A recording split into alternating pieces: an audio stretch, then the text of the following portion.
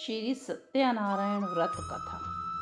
एक समय नैमिषारण्य तीर्थ में शौनकादि 88,000 ऋषियों ने श्री सूत जी से पूछा, हे प्रभु, इस कलयुग में वेद विद्या रहित मनुष्यों को प्रभु भक्ति किस प्रकार मिलेगी तथा उनका उद्धार कैसे होगा।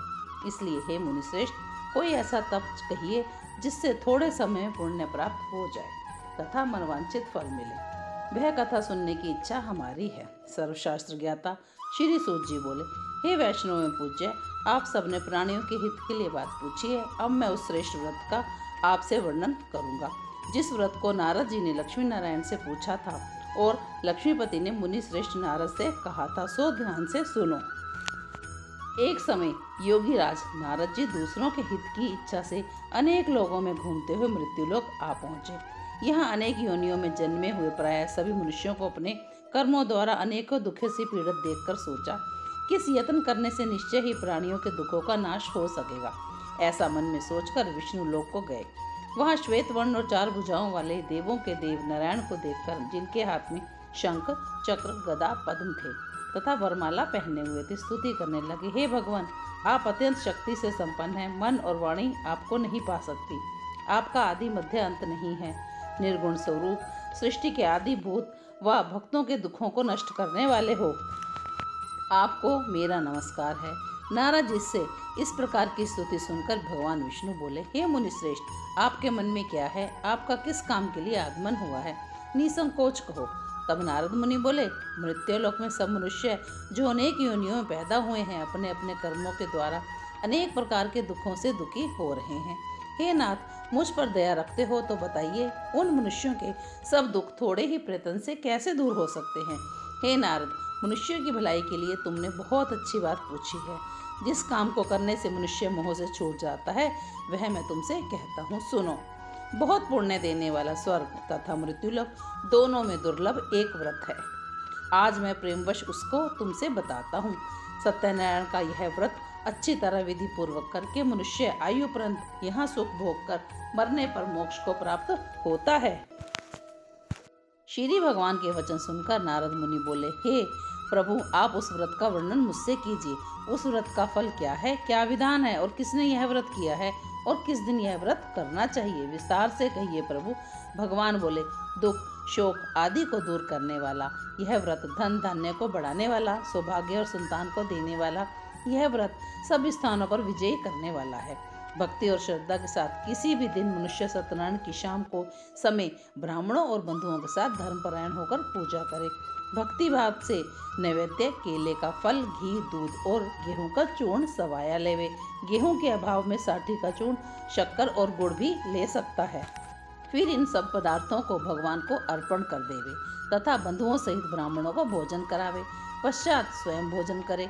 नृत्य गीत आदि का आचरण कर सत्यनारायण भगवान का स्मरण करते हुए समय व्यतीत करे। इस तरह व्रत करने पर मनुष्य की इच्छा निश्चय ही पूरी होती है। विशेषकर कली काल में भूमि पर यही मोक्ष का एक सरल उपाय है। दूसरा अध्याय। सूत जी बोले, हे ऋषियों, जिसने पहले समय में इस व्रत को किया है उसका इतिहास मैं कहता हूँ, ध्यान से सुनो। सुंदर काशीपुरी नगरी में एक अत्यंत निर्धन ब्राह्मण रहता था। वह ब्राह्मण भूख और प्यास से अत्यधिक बेचैन हुआ नित्य पृथ्वी पर घूमता था। ब्राह्मणों से प्रेम करने वाले भगवान ब्राह्मण को देखकर बहुत अधिक दुखी हुए और बूढ़े ब्राह्मण का रूप धरकर उसके पास जाकर आदर के साथ पूछा, हे विप्र, नित्य दुखी क्यों पृथ्वी पर घूमते हो? हे श्रेष्ठ ब्राह्मण, यह सब मुझसे कहो, मैं सुनना चाहता हूँ। ब्राह्मण बोला, मैं निर्धन ब्राह्मण हूँ, भिक्षा के लिए पृथ्वी पर फिर रहा हूँ। हे भगवान, यदि आप इसका उपाय जानते हो तो कृपा कर कहो। वृद्ध ब्राह्मण बोला कि सत्यनारायण भगवान मनवंचित फल देने वाले हैं, इसलिए हे ब्राह्मण, तो उनका पूजन कर, जिसके करने से मनुष्य सब दुखों से मुक्त हो जाता है। ब्राह्मण को व्रत का सारा विधान बतलाकर बूढ़े ब्राह्मण का रूप धारण करने वाले सत्यनारायण भगवान अंतर ध्यान हो गए। जिस व्रत को व्रत ब्राह्मण ने बताया, मैं उसको करूँगा, यह निश्चय कर उसे रात को नींद भी नहीं आई। वह सवेरे उठकर सत्यनारायण भगवान का व्रत करने के निश्चय से भिक्षा लेने नगर में चला गया। उस दिन उसे नगर में बहुत अधिक धन मिला, जिससे बंधु बांधुओं के साथ उसने सत्यनारायण का व्रत किया। इसको करने से वह ब्राह्मण सब दुखों से छूटकर अनेक प्रकार की संपत्तियों से युक्त हुआ। उस समय से वह ब्राह्मण हर मास व्रत करने लगा। इस तरह सत्यनारायण भगवान के व्रत को जो करेगा वह सब पापों से छूटकर मोक्ष को प्राप्त होगा। आगे जो पृथ्वी पर सत्यनारायण का व्रत करेगा वह मनुष्य सब दुखों से छूट जाएगा। इस तरह नारद जी ने नारायण का कहा हुआ व्रत मैं तुमसे कहा।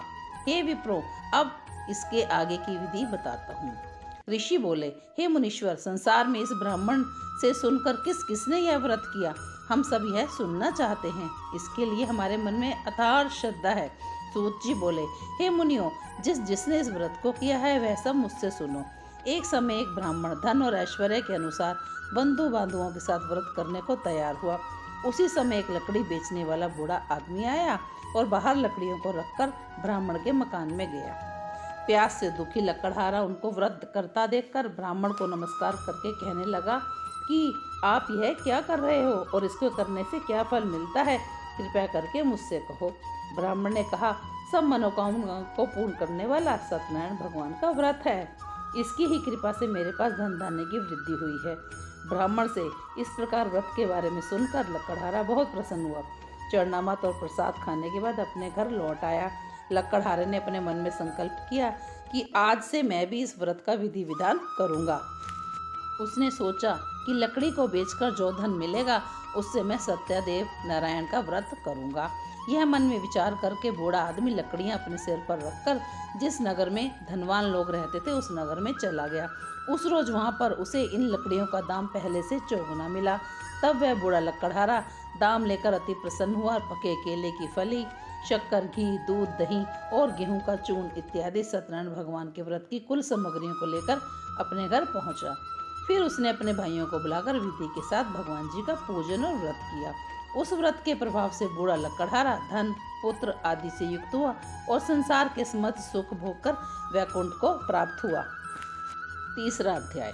सूत जी बोले, हे श्रेष्ठ मुनियों, अब आगे की कथा कहता हूँ, सुनो।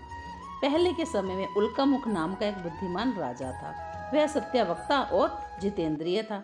प्रतिदिन देवी स्थानों पर जाता तथा गरीबों को धन देकर उनके कष्टों को दूर करता था। उसकी पत्नी कमल के समान मुख वाली और सती साध्वी थी। भद्रशील नदी के तट पर उन दोनों ने सत्यनारायण भगवान का व्रत किया। उस समय एक साधु वेश्य वहां आया। उसने पास व्यापार का बहुत सा धन था। वह नाव को किनारे पर लगाकर राजा के पास आ गया। राजा को व्रत करते देखकर विनय के साथ पूछा, हे राजन, भक्ति युक्त चित्त से आप यह क्या कर रहे हो? मेरी सुनने की इच्छा है, सो आप मुझे बताइए। राजा बोला, हे साधु, मैं अपने बंधु बांधवों के सहित पुत्र की प्राप्ति के लिए महान शक्तिशाली सत्यनारायण भगवान का व्रत और पूजन कर रहा हूँ। राजा के वचन सुनकर साधु आदर से बोला, हे राजन, मुझसे इसका सब विधान कहो। मैं भी इसको कथा के अनुसार व्रत को करूँगा। मेरे भी कोई संतान नहीं है, इससे अवश्य ही मेरे संतान होगी। राजा से सब विधान सुनकर व्यापार से निवृत्त होकर वह आनंद से अपने घर आया। साधु ने अपनी स्त्री से संतान के प्राप्ति के लिए व्रत का समाचार सुनाया। तो जब मेरे संतान होगी तब मैं इस व्रत को करूँगा। साधु ने ऐसे वचन देकर स्त्री लीलावती से कहा। एक दिन उसकी स्त्री लीलावती पति के साथ आनंदित होकर सांसारिक धर्म से निवृत्त होकर सत्यनारायण भगवान की कृपा से गर्भवती हो गई तथा 10वें महीने में एक सुंदर कन्या का जन्म हुआ। दिनों दिन वह कन्या बढ़ने लगी जैसे शुक्ल पक्ष का चंद्रमा बढ़ता है। कन्या का नाम कलावती रखा गया। तब लीलावती ने मीठे शब्दों में अपने पति से कहा कि आपने जो संकल्प किया था उस भगवान का व्रत करूंगा, अब उसे करिए। साधु बोले, हे प्रिया, इसके विवाह होने पर करूंगा।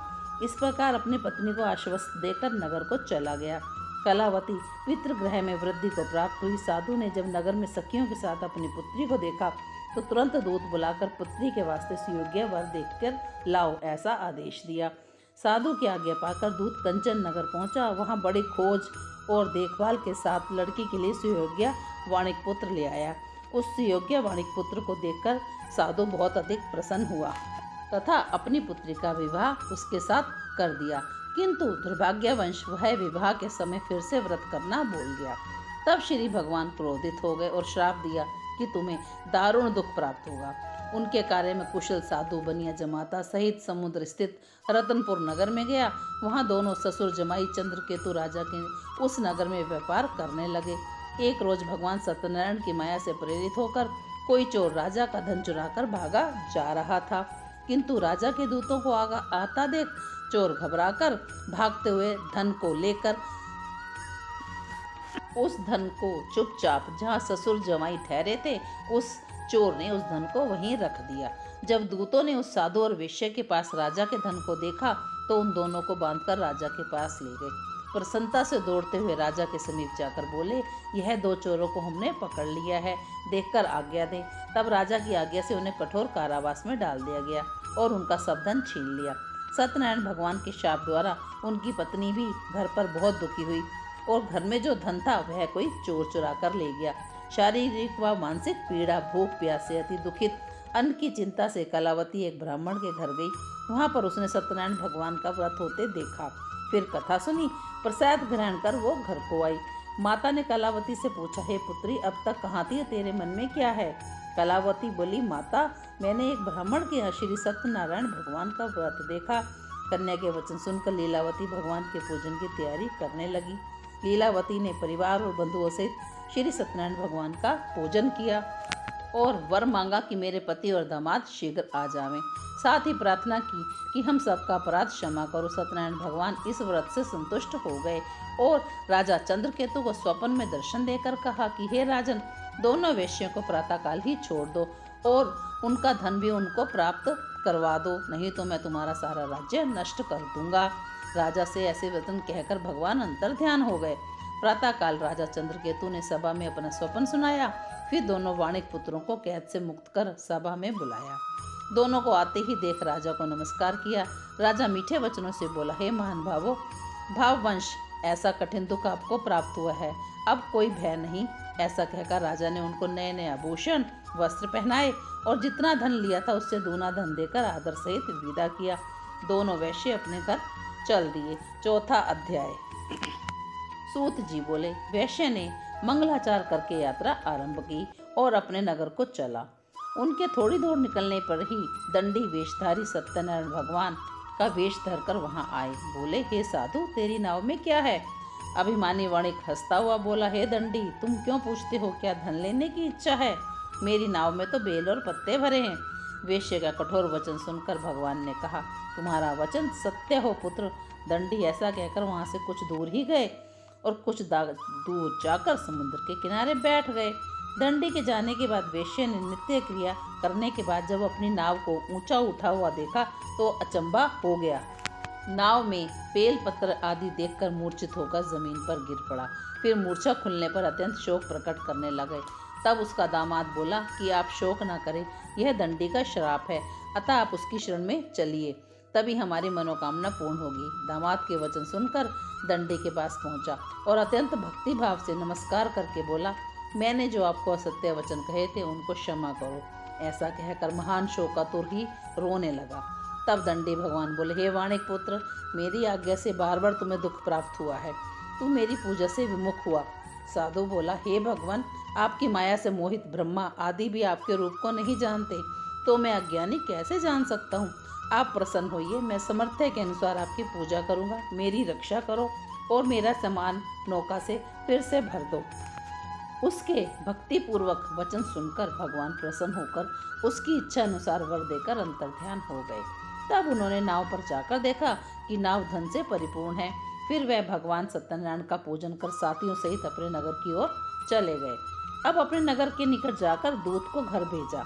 दूत ने साधु के घर जाकर उसकी पत्नी को नमस्कार करते हुए कहा कि साधु और दामाद सहित नगर में आ गए हैं। ऐसा वचन सुनकर साधु की स्त्री बड़े हर्ष के साथ सत्यदेव का पूजन कर रही पुत्री से कहती है, मैं अपने पति के दर्शन करके आती हूँ, तू कार्य पूर्ण शीघ्र ही कर। माता के ऐसे वचन सुनकर कलावती प्रसाद छोड़कर पति के पास चली गई। प्रसाद की अवज्ञा देखकर सत्यदेव फिर से रुष्ट हो गए। उसके पति को नाव सहित ही पानी में डुबो दिया। कलावती अपने पति को ना देखती रोती हुई जमीन पर गिर गई। इस तरह नौका को डूबा हुआ देख, कन्या को रोता देख साधु अत्यंत दुखी हुआ। हे प्रभु, मुझसे व मेरे परिवार से जो भूल हुई है उसे क्षमा करो। उनके दीन वचन सुनकर सत्यदेव फिर से प्रसन्न हो गए और आकाशवाणी हुई, हे साधु, तेरी कन्या मेरा प्रसाद छोड़ कर आई है, इसलिए उसका पति अदृश्य हुआ है। यदि वह घर जाकर प्रसाद खाकर लौटे तो उसे उसका पति अवश्य ही मिलेगा। ऐसी आकाशवाणी सुन कलावती के घर पहुंचकर प्रसाद खाया, फिर आकर पति के दर्शन किए। तत्पश्चात साधु ने बंधु बांधवों सहित सत्यदेव का विधि पूर्वक पूजन किया। उस दिन से पूर्णिमा को सत्यनारायण का पूजन करने लगा। फिर इस लोक का सुख भोग कर अंत में स्वर्गलोक को गया। 5वां अध्याय। सूत जी बोले, हे ऋषियों, अब मैं एक कथा और सुनाता हूँ, सुनो। प्रजापालन में लीन तुंगध्वज नाम का एक राजा था। उसने भी भगवान का प्रसाद त्याग कर बहुत दुख पाया। एक समय वह वन जाकर वन्य पशुओं को मारकर बड़ के पेड़ के नीचे था। वहां पर ग्वालों ने भक्ति भाव से बंधुओं सहित सत्यनारायण का पूजन करते देखा। राजा देखकर भी अभिमानवश वहां नहीं गया और ना ही नमस्कार किया। जब ग्वालों ने भगवान का प्रसाद उसके सामने रखा तो प्रसाद को त्याग कर वह अपने सुंदर नगरी में चला आया। वहीं उसने अपना सब कुछ नष्ट देखा तो वह जान गया कि यह सब भगवान ने किया है। तब वह विश्वास के साथ दोबारा ग्वालों के पास गया और विधि पूर्वक पूजन कर प्रसाद खाया तो सत्यदेव भगवान ने उसका राज्य पहले के जैसा ही कर दिया और फिर दीर्घ काल तक सुख भोग कर मरने के पश्चात वह स्वर्गलोक को गया। जो मनुष्य इस परम दुर्लभ व्रत को करेगा, भगवान की कृपा से उसे धन धान्य की प्राप्ति होगी। निर्धन धनी बंदी बंधन से मुक्त होकर निर्भय हो जाता है। संतानहीनों को संतान की प्राप्ति होती है तथा सब मनोरथ पूर्ण कर आदमी वैकुंठ धाम को जाता है। जिन्होंने इस व्रत को किया उनको दूसरे जन्म की कथा सुनाता हूँ। वृद्ध शतानंद ब्राह्मण ने सुदामा का जन्म लेकर मोक्ष पाया। उल्कामुख नाम का राजा दशरथ होकर वैकुंठ को प्राप्त हुआ। साधु नाम के वैश्य ने मोर ध्वज बनकर अपने पुत्र को ओर से चीरे कर मोक्ष को प्राप्त किया। महाराज तुंगध्वज ने स्वयं भूभू होकर भगवान में भक्ति युक्त कर्म का मोक्ष को प्राप्त किया। जय सत्यनारायण भगवान की।